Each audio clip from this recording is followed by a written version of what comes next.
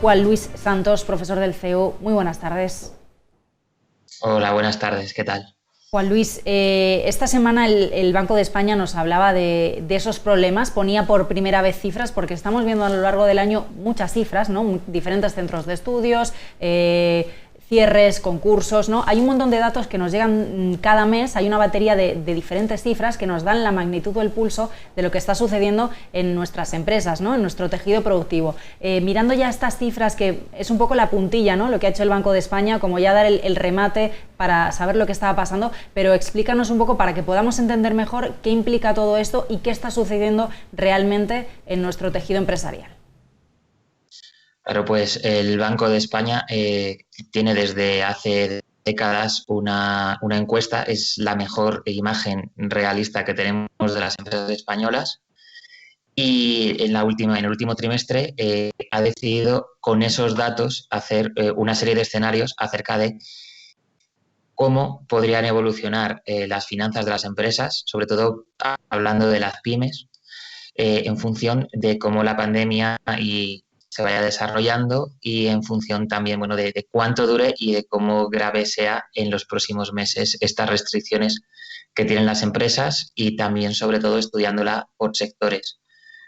Porque, claro, el agregado es un dato malo, pero hay sectores como la hostelería, el transporte, la restauración o el ocio que están en una situación bastante peor que la media. Uh-huh. El Banco de España alerta de que la crisis de la COVID-19 ha provocado problemas de liquidez y dice que estos problemas de liquidez se podrían convertir próximamente, lo hemos visto ya a lo largo del año, pero alerta de que puede seguir aumentando, en problemas de insolvencia. Cuéntanos, ¿qué es lo que sucede para que este procedimiento llegue a conllevar un cierre de empresa o esos problemas de insolvencia? ¿Cuáles son los mecanismos que se articulan y los problemas que tiene el empresario o la empresaria cuando esto sucede? Claro, en primer lugar, las cifras son muy altas cuando se habla de situación financiera comprometida, cuando se habla de empresas con elevada presión financiera, que ahora mismo sería alrededor de 3/4 partes, por ejemplo, de los negocios de hostelería o 2/3 de los negocios de vehículos de motor, porque claro, hay muy pocas ventas y además también hay menos reparaciones de lo habitual. Pero estas empresas con elevada presión financiera no tienen por qué llegar a quebrar, no tienen por qué llegar a una situación de insolvencia. Empresas con situación de insolvencia son menores y ya son empresas que ni siquiera pueden afrontar mayor endeudamiento, que ni siquiera tienen los suficientes flujos de caja como para poder llegar a devolver los intereses de la deuda. Entonces, estas empresas son menos, afortunadamente, son muchas menos y, tal como dice el Banco de España, bueno, pues si el escenario fuera poco benigno, cada vez serían más, podrían llegar a ser un 10% del total de empresas, además centradas en unos factores y para ello necesitaríamos que esta situación actual se prolongue alrededor de 2, 3, 4 trimestres más para que de verdad esta situación de presión financiera acabe en insolvencia y que estas empresas no puedan pagar sus intereses. Dice el Banco de España, y lo estamos viendo, ¿no?, mes tras mes, Juan Luis, que la mayor dificultad dentro de ese déficit de liquidez, aumento de endeudamiento o dificultades en cuanto a solvencia, al final la afrontan las pymes, que serían las más afectadas por la crisis y desde luego esas pymes pues vinculadas a los sectores que estamos viendo que están más damnificados por la crisis económica, un sector hostelería, un sector ocio, un sector turismo. Claro, al final es una crisis centrada en muy pocos sectores que es verdad que representan en España más que la media de los países de la OCDE estos sectores, porque estamos muy centrados en el turismo, muy centrados en la hostelería, la restauración, pero el problema principal lo tenemos en empresas muy pequeñas que ya venían de una situación con bastante deuda, muchas de ellas ya prácticamente no tenían beneficios y a pesar de que el número es muy grande, al final tampoco representan tanta cantidad de empleo. El Banco de España habla de alrededor del 2 al 4% del empleo total. Dentro de las medidas que se han implementado, que se han llevado a cabo, destacan esos créditos, pues por ejemplo los créditos ICO, que es un volumen de crédito bastante elevado, me parece que son más de 100.000 millones de euros entre marzo y mediados de septiembre. También tenemos esos ERTE de apoyo a las empresas para que no haya una consecuencia en la destrucción de empleo, que de momento, aunque ha aumentado un poquito en noviembre, lo veíamos ayer con las cifras de paro, parece que la gente en ERTE se está manteniendo estable, al menos en los últimos meses. ¿Qué opinas de este tipo de medidas? Me imagino que, bueno, es difícil salvar a todas, es difícil pues llegar a todas partes, se llega hasta donde se llega, pero ¿crees que este tipo de medidas son adecuadas, van en la buena dirección, hacen falta más, hacen falta medidas mejores? ¿Qué opinión tienes? Pues en principio yo creo que prácticamente todos los economistas tenemos que estar de acuerdo con estas medidas. Estamos ante una crisis de demanda. Es una crisis que se ha iniciado por el descenso de la demanda y que se tiene que resolver principalmente vía demanda.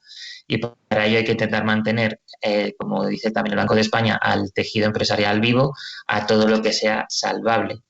Es decir, a todas las empresas que se entienda que pasada esta crisis, con ayudas, van a poder devolverlas en mayor o menor medida y sobre todo que van a poder seguir su actividad. Por lo tanto, hacen falta este tipo de políticas.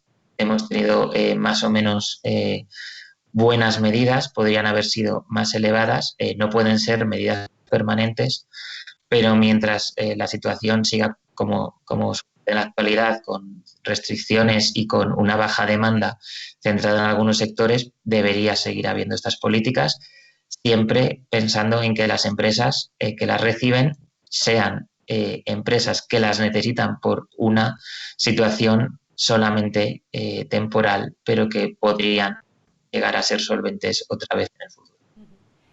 ¿Qué opinas de otras posibles medidas para aquellas empresas o compañías que ya estén en una situación más límite, que estén con estos problemas de liquidez o de insolvencia de los que hablamos, medidas como reestructuración de deudas y otro tipo de medidas más para la siguiente fase, ¿no? Más para quien esté un poquito peor? ¿Qué opinión tienes? ¿Crees que para quienes estén peor vamos a llegar a ese tipo de medidas? Claro, el principal problema es cómo distinguir entre una empresa que solamente en su situación actual tiene un problema o una empresa que ya sea prácticamente insolvente, que ya, como dice el Banco de España, ya pase directamente de la insolvencia a la inviabilidad. ¿Hasta qué punto el ICO u otros mecanismos que se pongan en marcha pueden intentar salvar a esas empresas, que sería simplemente una situación temporal para que maquillar los datos, y dentro de un año o de dos esas empresas estarían de nuevo en una situación o bien de presión financiera muy alta, directamente de insolvencia, o serían inviables. Entonces, bueno, es difícil saber hasta qué punto hay que rescatar unas empresas y no otras, tanto hablando de pymes como hablando de grandes empresas. Por ejemplo, el rescate relativamente reciente a Air Europa, pues nos hacen pensar si al final este tipo de acciones solamente son parches o si de verdad podrán hacer que la mayoría de empresas afectadas puedan seguir adelante, más allá de la crisis.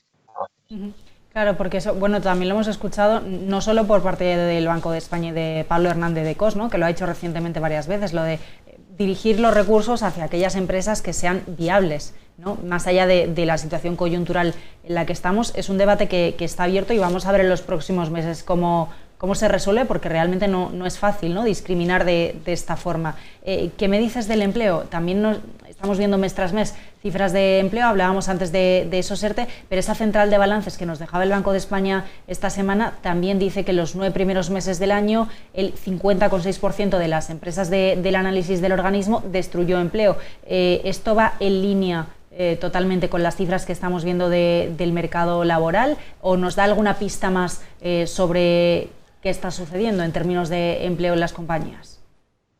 Claro, cuando vemos cifras de servicios públicos de empleo, al final hay poco paro todavía, porque está enmascarado con los ERTEs. Cuando preguntan a las empresas en el Banco de España si planean destruir empleo o si cuántas horas están sus empleados trabajando, vemos que la situación es peor de lo que nos dicen los datos de paro, y por lo tanto parece que si la situación no mejora en los próximos meses, estas cifras de balance de balance de empresas del Banco de España son cifras peores que las que estamos acostumbrados a ver cuando analizamos o bien NEPA o bien datos de Servicio Público de Empleo.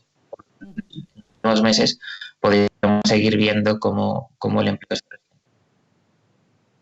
creciendo. ¿Crees también, porque lo hemos escuchado varias veces en estos últimos meses, sobre todo cuando estamos viendo los efectos de la segunda ola, varios economistas, por lo menos yo los he leído y los he escuchado, que nos dicen, bueno, no podemos comparar el efecto en términos de empleo de esta crisis con la que vivimos hace 10 años precisamente por eso, porque hay una serie de medidas que se han aplicado de manera diferente para conservar el empleo y que no haya despidos. ¿Crees que se debe únicamente a este tipo de medidas como los ERTE o hay más diferencias entre una crisis y otra de lo que está sucediendo en el mercado laboral? Claro, hay muchas diferencias. Es verdad que la respuesta en esta crisis ha sido mucho más rápida. En la anterior crisis, hace ya 12 años, pues la primera respuesta fue negarla. Fue decir que no existía esa crisis. Esta crisis en ningún momento se ha negado. Se sabía que iba a ser una crisis muy rápida, como así ha sido. Una crisis muy intensa, la otra crisis fue una crisis mucho más lenta, tuvo un componente financiero importante que de momento esta no lo tiene y por lo tanto mientras las empresas puedan seguir relativamente accediendo al crédito, bien sea de la mano del ICO, bien sea por banca privada, pues podemos al final ver que esta crisis dura menos, que esta crisis al final, a pesar de que ha sido mucho más grave, puede ser mucho más rápida. Por lo tanto, bueno, hay muchas diferencias, sobre todo mientras no se transforme en una crisis financiera. Mientras que la insolvencia tanto de hogares como de empresas, este ratio de morosidad no se eleve como sí que sucedió en la crisis anterior de 2009, 2010, incluso 2011 y 2012. Otro elemento también a vigilar, ¿no? Esos ratios de morosidad. Vamos a ver qué siguen diciendo los diferentes organismos, el propio Banco de España y el Banco Central Europeo, que dicen a los bancos, cuidado, haced más provisiones, pero bueno, eso ya capítulo para otro día. Juan Luis Santos, muchísimas gracias por acompañarnos, por acercarnos un poquito más este dato que nos presenta el Banco de España, esa central de balances que a veces pues parece cuando la miras un poquito difícil de entender, pero que al final nos dice y mucho, como bien decías al principio, nos da esa radiografía muy real sobre lo que sucede en las empresas españolas. Gracias y buenas tardes. Buenas tardes.